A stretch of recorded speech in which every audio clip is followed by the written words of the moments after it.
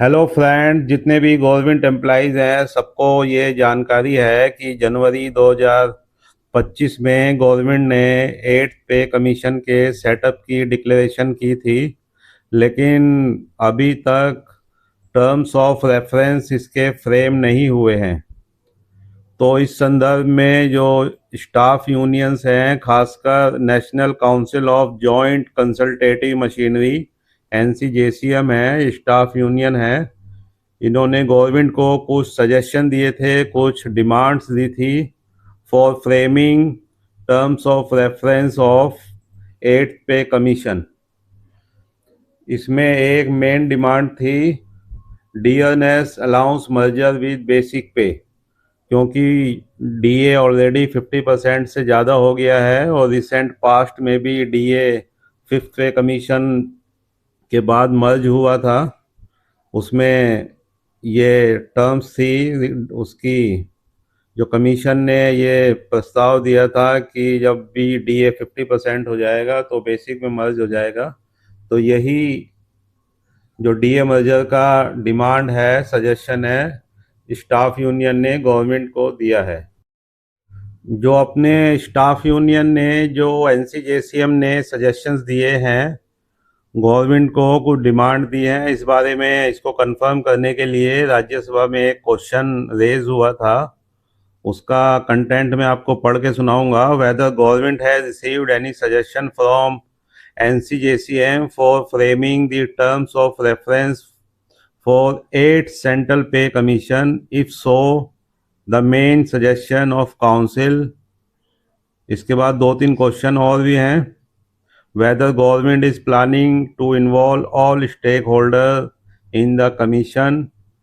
तो इसका रिप्लाई आ गया है, a copy of suggestions received from NCJCM as a part of stakeholder consultation is enclosed as annexure 1। Government ने confirm कर दिया है राज्यसभा में, जो क्वेश्चन का रिप्लाई दिया है 22 जुलाई को, अनस्टार्ड क्वेश्चन 223। इसमें गवर्नमेंट ने कंफर्म कर दिया है कि उनको जो NCJCM से है कुछ सजेशंस मिले हैं और वो पूरे सजेशन प्रोवाइड किए हैं। अभी हम इसको डिस्कस करेंगे।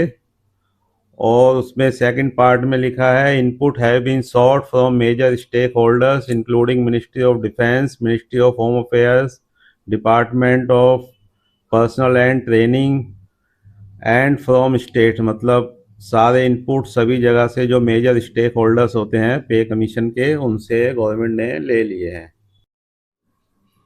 जो रिप्लाई दिया है पार्लियामेंट में, राज्यसभा में, इसमें अनेक्चर्स दिया है जिसमें NCJCM के सजेशन सारे के सारे प्रोवाइड किए गए हैं। और इसमें सबसे जो मेन है, जो आज डिस्कशन का हमारा टॉपिक है, उसमें पार्ट जी है, to determine the percentage of dearness allowance and dearness relief immediately to be merged with pay and pension.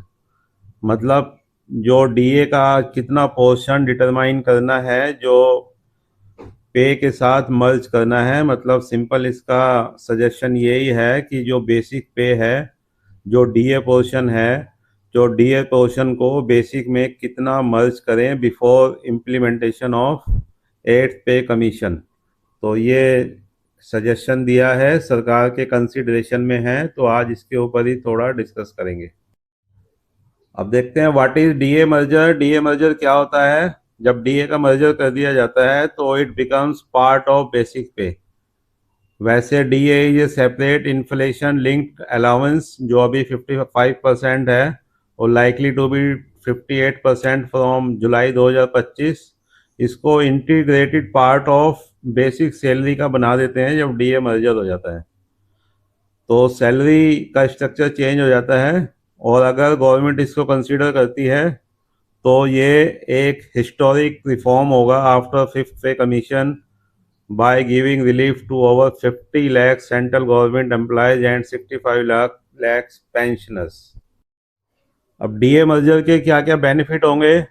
पहला होगा स्ट्रॉन्गर पे बेस। जब सैलरी मोर स्टेबल होगी, बेसिक पे बढ़ेगी, तो फाइनेंशियल स्ट्रेंथ बढ़ेगी। एम्प्लॉयज़ की सैलरी बढ़ने से स्ट्रेंथ बढ़ती है जैसी बेसिक में डीए मर्ज होगा। अलाउंसेस बढ़ेंगे क्योंकि कुछ अलाउंसेस खासकर एचआरए, टीपीए, ट्रांसपोर्ट अलाउंस, ये बेसिक के ऊपर डिपेंड करते हैं। जितना बेसिक ज़्यादा होगा उतना ही एचआरए और टीपीए ज़्यादा मिलेगा, तो नेचुरली अलाउंस बढ़ेंगे। हाई रिटायरमेंट बेनिफिट मिलेंगे। Pension, gratuity, NPS contribution are now calculated on increase basic pay. जब भी जितनी भी बेसिक होगी उसके ऊपर ये पेंशन और ग्रेचुटी डिपेंड करते हैं। जो रिटायरमेंट बेनिफिट होंगे इससे ही कैलकुलेट होंगे, तो नेचुरली वो बढ़ के मिलेंगे। और foundation of 8 CPC, eight CPC के लिए एक फाउंडेशन तैयार होगा कि मिनिमम बेसिक पे इससे कम नहीं होगी, क्योंकि अगर 50% डीए मर्ज हो जाएगा तो नई बेसिक आ जाएगी 1.5 टाइम्स, तो उससे कम तो मिलेगी मिलेगी नहीं, तो उससे ज़्यादा ही रहेगी। तो एक नया फिटमेंट फैक्टर सीपीसी को मिलेगा, 8 सीपीसी, जो बनने वाला है अभी। अगर डीए मर्जर होता है तो देख लेते हैं एक एग्जाम्पल के हिसाब से कि कितना सैलरी में इम्पैक्ट आएगा। अभी के हिसाब से मान लो किसी की बेसिक पे 50,000 रुपये है, जो फर्स्ट वाला है एग्जिस्टिंग सैलरी स्ट्रक्चर, मान लो बेसिक 50,000 रुपये है, तो डीएनएस अलाउंस उसको मिलता है 55%। आज की डेट में 55% डीए मिलता है, तो वो हो गया 27,500।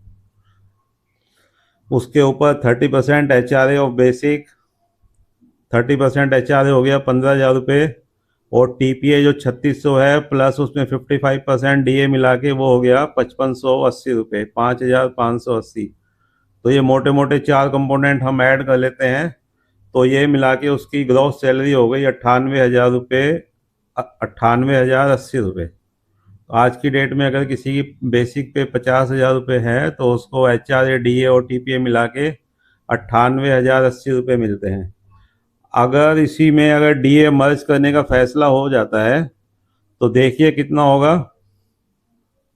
उसकी पुरानी बेसिक है 50,000, इंटरिम रिलीफ मिलेगा उसको 25,000, 50% अगर डी ए मर्ज हो जाता है तो ये मिला के हो गई 25,000 रुपये। तो नई बेसिक उसकी हो जाएगी 50 + 25, 75,000 रुपये उसकी नई बेसिक हो जाएगी। अगर डीए को मर्ज कर दिया जाता है बेसिक के साथ, 50% को मान लेते हैं, तो वो 75,000 रुपये उसकी बेसिक हो जाएगी, 75,000। अब बैलेंस डीए 5% बच गया, क्योंकि 50% तो हमने मर्ज कर दिया डी उस बेसिक के साथ। 5% डीए जो बचा वो 75,000 रुपये पे 5% मिलेगा, तो वो हो गया 3750। अब 75,000 रुपये के ऊपर 30% एच आर ए मिलेगा, तो वो बैठता है 22,500। और टीपीए में 50% डीए ऐड कर देंगे तो 3600 + 1800, 5400। और 5400 पे 5% डीए मिलेगा, वो हो गया 5670। तो 5670 हो गया, तो टोटल इसकी ग्रोथ सैलरी हो जाएगी आफ्टर मर्जिंग ऑफ डीए 1,06,920। अगर डीए सरकार मर्ज करने का फैसला लेती है तो पहले जो 98,080 रुपये सैलरी मिलती थी वो अब बढ़ के हो जाएगी 1,06,920 रुपये। तो इनका डिफरेंस कैलकुलेट करें तो ये बनता है 8,840 रुपये। मतलब एक अच्छा डिफरेंस उसको मिलेगा, लगभग 8-9 हज़ार 9 हज़ार रुपये मान लेते हैं। और तो परसेंटेज में कैलकुलेट करें तो ये 9% इंक्रीज बनता है, जो एक अच्छा इंक्रीज होता है वन गो में। अगर गवर्नमेंट एम्प्लॉइज़ को मिलता है, अगर गवर्नमेंट डीए मर्जर कंसीडर करती है, तो नेचुरली कम से कम 9-10% इंक्रीज मिलेगा ही मिलेगा। अगर गवर्नमेंट डीए मर्ज का फैसला करती है बेसिक के साथ 50% का, तो किसको फ़ायदा होगा? सेंट्रल गवर्नमेंट एम्प्लॉइज़ और स्टेट गवर्नमेंट एम्प्लॉइज़ जो भी इस डिसीजन को इम्प्लीमेंट करेंगे उनको फ़ायदा होगा। खासकर पेंशनर को भी फ़ायदा होगा, डिफेंस पर्सनल को, डिफेंस में जो हैं डिफेंस पर्सनल्स, ऑटोनोमस बॉडी के एम्प्लॉइज़, उनको भी फ़ायदा होगा, क्योंकि इन टोटो जो गवर्नमेंट ऑफ इंडिया के रूल है वहाँ इम्प्लीमेंट होते हैं। और slight increase in take home pay, जब सैलरी बढ़ेगी तो नेट इनकम नेचुरली बढ़ेगी। अभी जो हमने देखा था 8-9% बढ़ा था। Higher allowances and retirement corpus, जो रिटायरमेंट का होगा वो नेचुरली बढ़ेगा। जब ज़्यादा बेसिक से कैलकुलेशन होगी तो रिटायरमेंट बेनिफिट ज़्यादा मिलेंगे। ग्रेचुटी, लीव इनकैशमेंट और कम्यूटेशन वगैरह ये बेसिक पे ही कैलकुलेट होते हैं। तो फ़ायदा तो नेचुरली होगा ही होगा, फाइनेंशियल इम्पैक्ट अच्छा पड़ेगा अगर गवर्नमेंट डीए मर्ज को कंसीडर करती है तो। कंक्लूजन यही निकलता है इसका कि if DA merger is considered by government, it will be a landmark policy improving salary structure and retirement benefit for government employees and pensioners. Naturally एक बहुत अच्छा लैंडमार्क होगा, गवर्नमेंट एम्प्लॉयज़ की सैलरी बढ़ेगी और पेंशनर के बेनिफिट बढ़ेंगे, pensions बढ़ेंगी। जब तक फिटमेंट फैक्टर पे कोई डिसीजन नहीं लिया जाता, ये इमीडिएट रिलीफ मिलेगा गवर्नमेंट एम्प्लॉयज़ को और अपने फिजिकल बैलेंस को मेंटेन करने में उसको बहुत मदद मिलेगी, क्योंकि कम से कम इसमें 9-10% इंक्रीज मिलेगा। तो नेचुरली गवर्नमेंट एम्प्लॉयज़ को थोड़ा रिलीफ मिलेगा जब तक पे कमीशन की रिकमेंडेशन लागू होती हैं। Thanks for watching, thanks for great support. If you like it, please like, subscribe and share. I will continue to make more videos on this issue. Thank you.